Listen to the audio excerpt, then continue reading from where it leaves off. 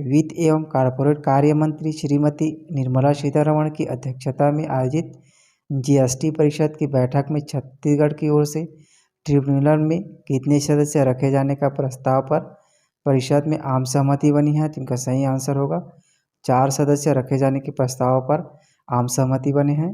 चलिए ध्यान देंगे। 2 न्यायिक सदस्य एवं 2 तकनीकी सदस्य रखे जाएंगे। प्रस्ताव का परिषद में आम सहमति बनी है। इससे सहकारी संघवाद का समुचित ध्यान रखते हुए राज्यों को भी उचित प्रतिनिधित्व प्राप्त हो सकेगा। राज्य को उनके भौगोलिक एवं अन्य परिस्थितियों के आधार पर ट्रिब्यूनल के बीच की संख्या का निर्धारण का भी अधिकार होगा। यह प्रस्ताव वाणिज्य कर मंत्री श्री टी.एस. सिंहदेव द्वारा रखा गया था। छत्तीसगढ़ राज्य क्षतिपूर्ति की राशि शीघ्र प्रदान करने की मांग की गई है। इसमें केंद्र शासन द्वारा 505 करोड़ रुपए क्षतिपूर्ति राशि तत्काल दिए जाने का निर्णय लिया गया है। जीएसटी परिषद की 49वीं बैठक 18 फरवरी को नई दिल्ली स्थित विज्ञान भवन में आयोजित किया गया है। इसे ध्यान रखिए। 49वीं बैठक 18 फरवरी को नई दिल्ली में आयोजित किया गया है जीएसटी परिषद की। चलिए अगला प्रश्न देखिए। प्रदेश में ई लाइब्रेरी का उद्घाटन कहाँ किया गया है। तो इनका सही आंसर होगा प्रदेश सरकार द्वारा भिलाई में ई लाइब्रेरी का उद्घाटन किया गया है। चलिए ध्यान देंगे। छत्तीसगढ़ स्वामी विवेकानंद तकनीकी विश्वविद्यालय भिलाई की अभिनव पहल पर किया गया है। मुख्यमंत्री श्री भूपेश बघेल ने अपने निवास कार्यालय में आयोजित वर्चुअल कार्यक्रम में छत्तीसगढ़ स्वामी तकनीकी विश्वविद्यालय भिलाई की ई लाइब्रेरी का उद्घाटन किया। ई लाइब्रेरी के माध्यम से सरगुजा से बस्तर तक 33 जिलों की फार्मेसी, डिप्लोमा, इंजीनियरिंग व मैनेजमेंट संस्थानों में अध्ययनरत 36,000 छात्र छात्राओं को उनके मोबाइल और लैपटॉप पर ऑनलाइन किताबों की सुविधा उपलब्ध होगी। चलिए अगला प्रश्न देखिए। छत्तीसगढ़ हास्य संकलन अमरनाथ मरगे का विमोचन किसके द्वारा किया गया है। तो इनका सही आंसर होगा इसका विमोचन श्री रविंद्र चौबे द्वारा किया गया है। वेरी एमपी क्वेश्चन है। इस पुस्तक का नाम जरूर याद रखिए। चलिए ध्यान देंगे। कृषि मंत्री श्री रविंद्र चौबे ने अपने निवास स्थल में छत्तीसगढ़ के प्रसिद्ध साहित्यकार श्री रमेश वैष्णव की छत्तीसगढ़ी हास्य व्यंग्य काव्य एवं संकलन अमरनाथ मरगे का विमोचन किया है। श्री रविंद्रनाथ चौबे ने इस मौके पर श्री रामेश्वर वैष्णव सहित छत्तीसगढ़ के कवियों एवं साहित्यकारों को बधाई दी एवं शुभकामनाएं देते हुए कहा है कि श्री वैष्णव की यह कृति सिर्फ कविताओं का संकलन नहीं बल्कि इसमें संपूर्ण छत्तीसगढ़ का जीवन समाहित है। याद रखिए इसके लेखक का नाम श्री रामेश्वर वैष्णव जी हैं। चलिए अगला प्रश्न देखिए। Chhattisgarh SDG district programme report व एसडीजी डैशबोर्ड का विमोचन किसके द्वारा किया गया है। तो इसका सही आंसर होगा श्री भूपेश बघेल द्वारा इसका विमोचन किया गया है। चलिए ध्यान देंगे। मुख्यमंत्री श्री भूपेश बघेल ने सशक्त विकास लक्ष्य के जिला स्तर तक स्थानीयकरण तथा सशक्त प्रभावी मॉनिटरिंग की सुनिश्चितता हेतु छत्तीसगढ़ राज्य योजना आयोग द्वारा तैयार किए गए Chhattisgarh SDG district programme report व एसडीजी डैशबोर्ड का विमोचन अपने निवास कार्यालय में आयोजित वर्चुअल बैठक में किया गया है।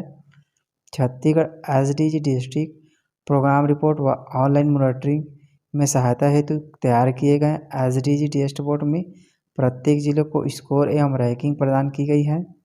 जिलों को 2030 तक निर्धारित लक्ष्य की प्राप्ति करने की दिशा में पथ प्रदर्शक का कार्य करेंगे। चलिए अगला प्रश्न देखिए। राज्य सरकार द्वारा बुजुर्गों, दिव्यांगजनों और विधवाओं को हर माह 350 रुपये से 650 रुपये तक पेंशन के रूप में देती हैं। इसे बढ़ाकर कितने रुपए करने की तैयारी है। तो इनका सही आंसर होगा 1,000 रुपये इसे बढ़ाकर करने की तैयारी है राज्य सरकार द्वारा। चलिए ध्यान देंगे। इसी तरह छत्तीसगढ़ की लैंडमार्क है स्कीम आत्मनिर्भर स्कूल के लिए बजट में 400 नए भवनों के फंड का प्रावधान करने की संभावना है। प्रदेश में घोषित 4 नए मेडिकल कॉलेज और 5 जिला अस्पतालों के भवन के लिए भी इसी बजट में फंड जनरेट करने की तैयारी है। प्रदेश में इन श्रेणियों के 42 लाख लोग सामाजिक सुरक्षा पेंशन के दायरे में हैं। नेक्स्ट क्वेश्चन देखिए। यूरोपीय संघ ने औपचारिक रूप से कब से गैस डीजल कारों की बिक्री पर प्रतिबंध लगाया है। तो इनका सही आंसर होगा 2035 से औपचारिक रूप से गैस डीजल कारों की बिक्री पर प्रतिबंध लगाया है यूरोपीय संघ। यूरोपीय संसद ने यूरोपीय संघ में नई गैस और डीजल कारों की बिक्री पर प्रतिबंध लगाने के कानून को मंजूरी दी है। प्रतिबंध 2035 में प्रभावी होगा। इलेक्ट्रॉनिक वाहनों के उपयोग को बढ़ावा देने के लिए यह फैसला लिया गया है। इनका मुख्य उद्देश्य शून्य कार्बन उत्सर्जन प्राप्त करना है। नेक्स्ट क्वेश्चन देखिए, वेरी एमपी क्वेश्चन है। वैश्विक व्यापार समुदाय के लिए G20 संवाद मंच की मेजबानी कौन सा राज्य कर रहा है? तो इनका सही आंसर होगा मणिपुर राज्य वैश्विक व्यापार समुदाय के लिए G20 संवाद मंच की बैठक की मेजबानी कर रहा है। मणिपुर 17 से 20 फरवरी 2023 तक B20 सम्मेलन की मेजबानी कर रहा है, जो वैश्विक व्यापार समुदाय के लिए आधिकारिक G20 संवाद मंच है। सत्र में 23 देशों के प्रतिनिधि भाग ले रहे हैं, जिनमें 26 विदेशी व्यापार प्रतिनिधि और राजदूतों सहित 25 राजनयिक शामिल हैं। आयोजन के दौरान प्रतिनिधि विभिन्न क्षेत्रों के स्थानीय सहयोग के साथ बातचीत करेंगे। अगला प्रश्न देखिए, व्हाइट शील्ड ने जारी की ग्लोबल लेबर रेजिलियंस इंडेक्स 2023 में भारत कितने स्थान पर है? वेरी एमपी क्वेश्चन है। इनका सही आंसर होगा भारत इसमें 65वें स्थान पर है। चलिए ध्यान देंगे। द व्हाइट शील्ड एक नीति सलाहकार फर्म ने फरवरी 2023 में ग्लोबल लेबर रेजिलियंस इंडेक्स 2023 जारी की है। इंडेक्स अर्थव्यवस्था की रोजगार अवसरों में उतार चढ़ाव का सामना करने की क्षमता और उनसे लड़ने की क्षमता को मापता है। सूचकांक में डेनमार्क पहले स्थान पर है, उसके बाद स्विट्जरलैंड, जर्मनी दूसरे और तीसरे स्थान पर है। टॉप 3 को भी याद रखिए। इसमें डेनमार्क पहले स्थान पर है, स्विट्जरलैंड दूसरे स्थान पर और तीसरे स्थान पर जर्मनी है। भारत 65वें स्थान पर है, जबकि पाकिस्तान इसमें 97वें स्थान पर है। नेक्स्ट क्वेश्चन देखिए, OECD की सेवा व्यापार प्रतिबंध सूचकांक में भारत कितने स्थान पर है? इनका सही आंसर होगा इनमें भारत 47वें स्थान पर है। वेरी एमपी क्वेश्चन है, ये भी अच्छे से याद रखिए। फरवरी 2023 में भारत आर्थिक सहयोग और विकास संगठन OECD द्वारा आयोजित सेवा व्यापार प्रतिबंध सूचकांक 2022 में 47वें स्थान पर है। यूक्रेन के साथ युद्ध के कारण रूस 48वें स्थान पर है। जापान पहले स्थान पर था, उनके बाद यूके, नीदरलैंड, चेक और चिली क्रमशः दूसरे, तीसरे, चौथे और 5वें स्थान पर है। चलिए नेक्स्ट क्वेश्चन देखिए, छत्रपति शिवाजी महाराज की जयंती कब मनाया जाता है? तो इनका सही आंसर होगा छत्रपति शिवाजी महाराज की जयंती हर साल 19 फरवरी को मनाया जाता है।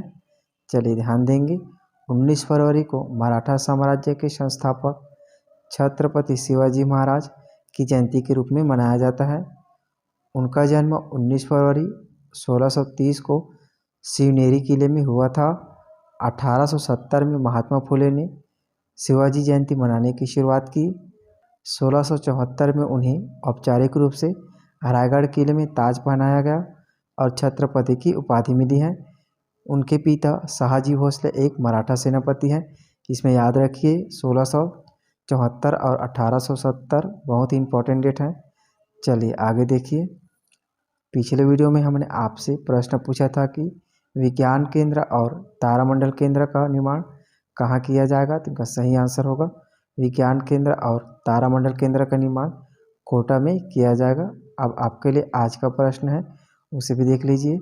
जनवरी 2023 में भारत की वार्षिक थोक मूल्य आधारित मुद्रास्फीति घटकर कितने प्रतिशत हो गई है? वेरी एमपी क्वेश्चन है। इनका आंसर आप कमेंट बॉक्स में ज़रूर दीजिए। आप जितने भी प्रश्न के आंसर लिख देते हैं, आप उन्हें अच्छे से याद कर पाते हैं, इसलिए आप इन सभी का आंसर कमेंट बॉक्स में ज़रूर लिखा करें। चलिए मिलते हैं अगले वीडियो में। जय हिंद।